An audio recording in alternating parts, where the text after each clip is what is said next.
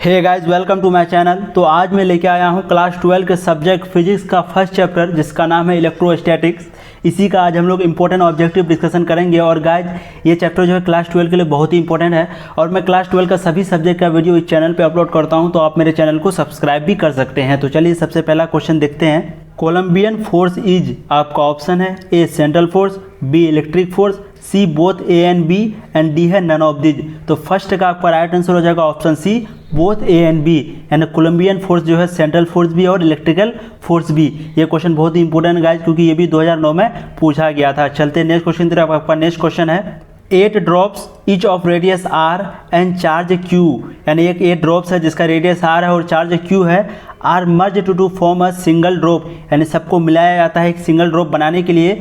तो the ratio of the potential of big drop, यानी बड़ा ड्रॉप का जो सबको मिला के बनाया गया, और स्मॉल ड्रॉप और वो जो छोटा छोटा ड्रॉप था, उन दोनों का रेशियो क्या होगा। तो आपका ऑप्शन है ए 8:1 एंड बी है 4:1, सी है 2:1 एंड डी है 1:8। तो 4 का आपका राइट आंसर हो जाएगा ऑप्शन बी 4:1। ये भी क्वेश्चन इंपॉर्टेंट है गाइस, वैसे उतना इंपॉर्टेंट नहीं है। चलते हैं नेक्स्ट क्वेश्चन की तरफ। क्वेश्चन नंबर 5 है आपका, to increase sensitivity of a potentiometer it's.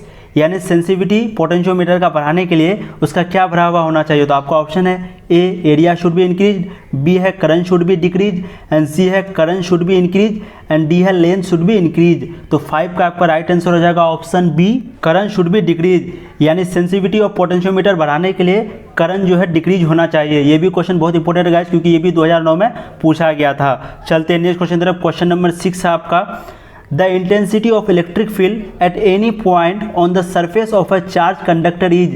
ये भी क्वेश्चन बहुत इंपॉर्टेंट है, क्योंकि 2015 में पूछा गया था सेक्शन ए में। तो आपका ऑप्शन है A 0, B perpendicular to the surface and सी है tangential to the surface and D है at 45 degree to the surface, यानी सरफेस से 45 डिग्री। तो 6 का आपका राइट आंसर हो जाएगा option b, perpendicular to the surface. ये भी क्वेश्चन बहुत इंपॉर्टेंट है गाइस। चलते हैं नेक्स्ट क्वेश्चन तरफ। क्वेश्चन नंबर 7 है आपका, परमिटिविटी ऑफ फ्री स्पेसिस। ये भी बहुत बार पूछा गया ऑब्जेक्टिव क्वेश्चन है, क्योंकि डायरेक्ट आंसर होता है। तो 7 का आपका राइट आंसर हो जाएगा option c, 8.85 × 10⁻12 faraday per metre.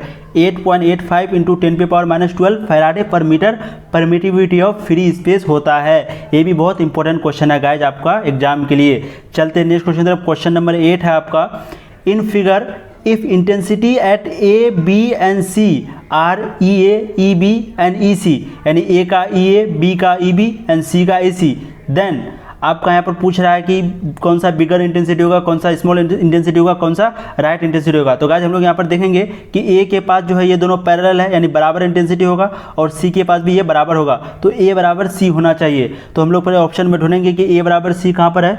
तो यहाँ पर देखिए ई ए बराबर सी जो है यहाँ पर दिया हुआ आपका ए और सी, तो ए और सी ये दोनों बराबर है, और बी क्योंकि यहाँ पर बड़ा है, ये दोनों से जो है बी यहाँ पर बड़ा है, इसलिए आपका ऑप्शन सी सही होगा। ई ए बराबर E C is greater than E B. तो आपका सी ऑप्शन सही होगा। इसी तरह हम लोग को जो इसका आंसर देना होगा, ठीक है गाइज, क्योंकि इंटेंसिटी का मतलब होता है घनत्व, और जितना ज़्यादा नज़दीक रहेगा उतना घनत्व बढ़ेगा। तो यहाँ देखिए आप, ये ज़्यादा घनत्व है इसलिए यहाँ पर इंटेंसिटी ज़्यादा, ये भी ज़्यादा घनत्व है तो इंटेंसिटी ज़्यादा, और ये थोड़ा दूर दूर है तो इंटेंसिटी कम, इसलिए ई ए और ई सी जो है बी से, इसका बी से जो है बड़ा है इसका इंटेंसिटी, ठीक है गाइज।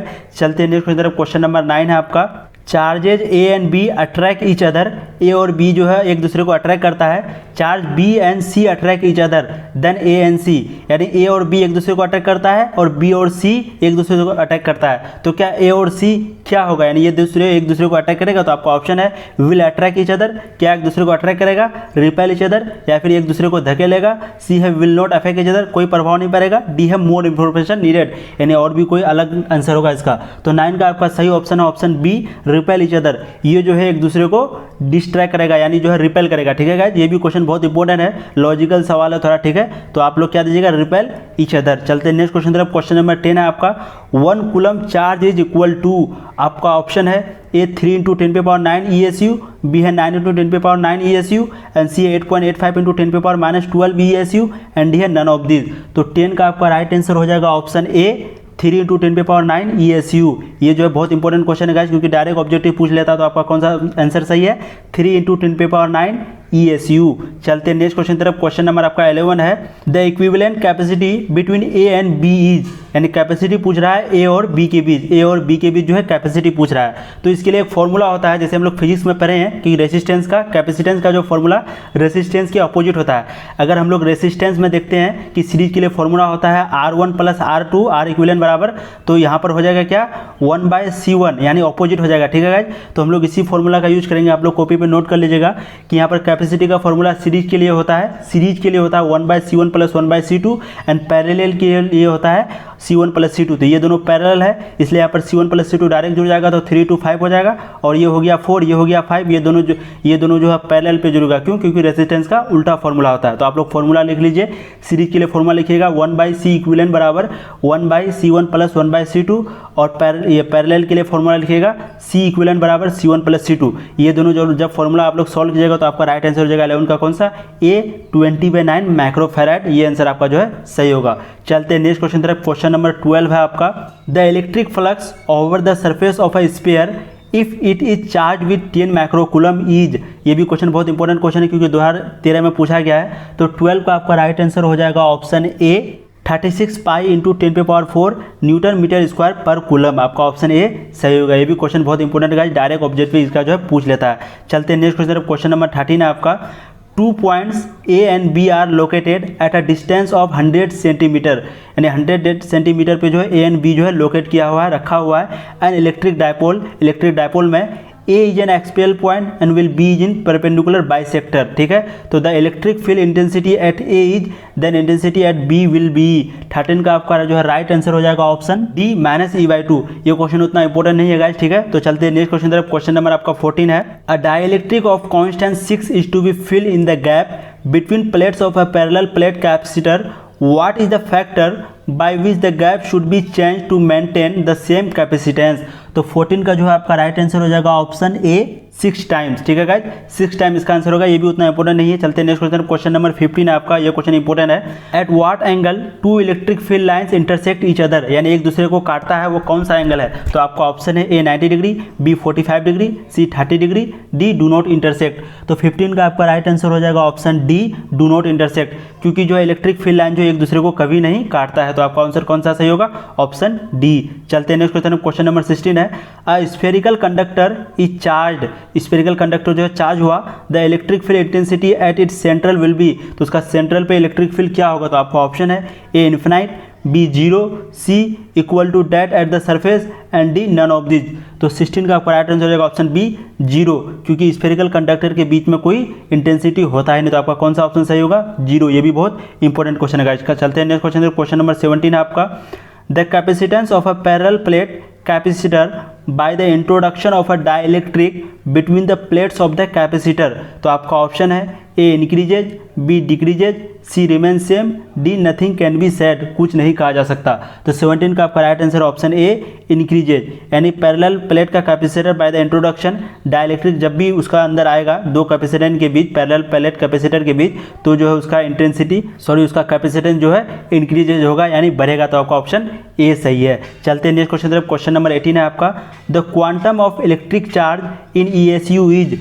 तो ये भी बहुत इंपॉर्टेंट क्वेश्चन है क्योंकि 2010 में पूछा गया है। तो आपका 18 का राइट आंसर हो जाएगा ऑप्शन ए 4.78 इंटू 10⁻⁻10, यानी इसको हम लोग डायरेक्ट आंसर दे देना है, the quantum of electric charges in ESU is. तो आपको डायरेक्ट ऑप्शन देना है 4.78 इंटू 10⁻10। ये जो है ऑब्जेक्टिव क्वेश्चन है, इसको याद रखना होगा। ठीक है, 2010 में आपका पूछा भी गया था।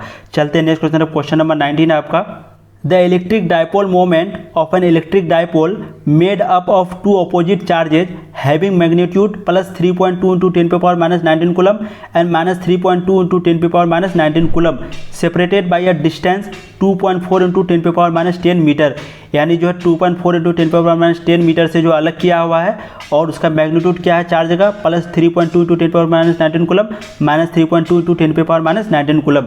तो 19 का आपका राइट आंसर हो जाएगा option b 7.68 into 10⁻19 coulomb metre. ठीक है गाइज, आपका ऑप्शन बी सही होगा। ये भी क्वेश्चन इंपॉर्टेंट है क्योंकि 2015 में सेक्शन ए में आपका पूछा गया है। चलते हैं नेक्स्ट क्वेश्चन। क्वेश्चन नंबर 20 है आपका, इलेक्ट्रोस्टैटिक फील्ड इज आपका ऑप्शन है, यानी इलेक्ट्रोस्टैटिक फील्ड क्या है, तो आपका ऑप्शन है ए कंजर्वेटिव है, b non conservative, c somewhere conservative and somewhere non conservative, यानी कहीं पे कंजर्वेटिव और कहीं पे नॉन कंजर्वेटिव, एंड डी है नन ऑफ दिस।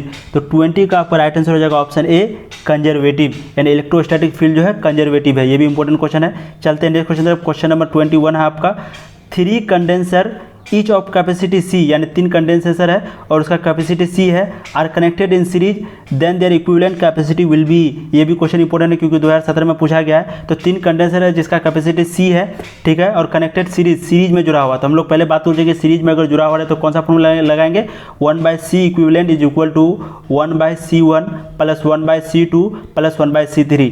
जब हम लोग इन तीनों फॉर्मूला में इसको बैठाएंगे, यानी क्योंकि तीनों का कैपेसिटी दिया हुआ तो 1/C plus 1/C plus 1/C, तो इन तीनों को जब फॉर्मूला में बैठाएंगे तो 21 का आपका राइट आंसर हो जाएगा ऑप्शन सी, C/3। ठीक है गाइज, तो 21 का आपका राइट आंसर होगा C/3। ये फॉर्मूला पर आप बैठा के देख लीजिएगा। चलते हैं नेक्स्ट क्वेश्चन तरफ। क्वेश्चन नंबर 22 है आपका, a point charge Q is rotate around another point charge Q in a circular path, work done by electric field on it will be. तो पॉइंट चार्ज Q है जो rotate किया गया है किसके चारों तरफ, Q एक सर्कुलर के चारों तरफ, तो उसका वर्क क्या होगा, तो आपका ऑप्शन है A 0, B positive, C negative, D none. तो 22 का आपका राइट आंसर हो जाएगा ऑप्शन ए 0, क्योंकि कोई भी चार्ज जो है जिससे शुरू किया वहीं पे आ गया तो इसका डिस्प्लेसमेंट 0 हुआ, इसलिए इसका वर्क डन भाई 0 होगा। ठीक है गाइस, चलते हैं नेक्स्ट क्वेश्चन। क्वेश्चन नंबर 23 आपका, the amount of energy needed in charging a condensator, यानी एक कंडेंसेटर को चार्ज करने के लिए कितना amount of capacitance 5 microfarad to 20 kV is, यानी 20 माइक्रोफैराड कैपेसिटेंस है कंडेंसेटर का, तो चार्ज कितना अमाउंट में ज़रूरत होगा चार्ज का। ठीक है, तो कितना अमाउंट में चार्ज का ज़रूरत होगा, तो आपका ऑप्शन है ए 1 किलो जूल, बी है 10 किलो जूल, सी है 100 किलो जूल एंड डी है 5 किलो जूल। तो 23 का आपका राइट आंसर हो जाएगा ऑप्शन ए 1 किलो जूल। ये भी उतना इंपॉर्टेंट क्वेश्चन नहीं है। चलते हैं नेक्स्ट तरफ। क्वेश्चन नंबर 24 आपका, if distance between 2 charges is increased, यानी 2 चार्जेज के बीच में जो डिस्टेंस इंक्रीज हुआ, मान लेते हैं ए और बी के बीच में चार्जेज जो है इंक्रीज हुआ, डिस्टेंस जो है इंक्रीज हुआ, then the value of electrostatic potential energy. ये भी बहुत इंपॉर्टेंट क्वेश्चन है क्योंकि लॉजिकल सवाल है, ये भी बहुत बार पूछा गया है। तो आपका ऑप्शन है a increases, b decreases, c remain unchanged, d many increase और डिक्रीजेज, में इंक्रीजेज और डिक्रीजेज। तो आपका मतलब क्या बढ़ सकता है घट सकता है, तो 24 का आपका राइट आंसर हो जाएगा ऑप्शन डी, में इंक्रीजेज और डिक्रीजेज वो जो है चार्ज पर डिपेंड करता है गाइस। ठीक है, यानी डिस्टेंस बढ़े या घटे उससे कोई फर्क नहीं पड़ता है, या तो इंक्रीज भी हो सकता है डिक्रीज भी हो सकता है, क्योंकि वो चार्ज पर डिपेंड करता है। चलते हैं नेक्स्ट क्वेश्चन तरफ। क्वेश्चन नंबर 25 है आपका, if 2 conducting spheres are connected after charging separately then, यानी 2 कनेक्ट हुआ आफ्टर चार्जिंग के बाद देन क्या होगा, तो आपका ऑप्शन है A both sphere energy will remain conserve, जो उसका एनर्जी है वो कंजर्व ही रहेगा, बी है बोथ चार्ज रिमेन्स कंजर्व, तो उसका चार्ज जो है कंजर्व हो जाएगा, एंड सी है both energy and charge remain conserve, and D है नन। तो 25 का आपका राइट आंसर हो जाएगा option b, both charge remains conserve. ठीक है गाइज, तो गाइज आज के लिए इतना ही। उम्मीद है आप लोगों को वीडियो अच्छी लगी होगी। और गाइज क्योंकि ये चैप्टर बहुत बड़ा है, इलेक्ट्रोस्टैटिक चैप्टर जो बहुत बड़ा है क्लास 12 के लिए, तो इसका मैं 2-3 और वीडियो लेके आऊँगा इसके बाद। तो आप जो इस वीडियो के बाद उस वीडियो को भी देख लीजिएगा, क्योंकि मैं रोज़ एक वीडियो करके अपलोड करता हूँ और मैं क्लास 12 का सभी सब्जेक्ट का वीडियो अपलोड करता हूँ इस चैनल पर और करूँगा भी। तो आप मेरे चैनल को सब्सक्राइब भी कर सकते हैं। Thank you guys.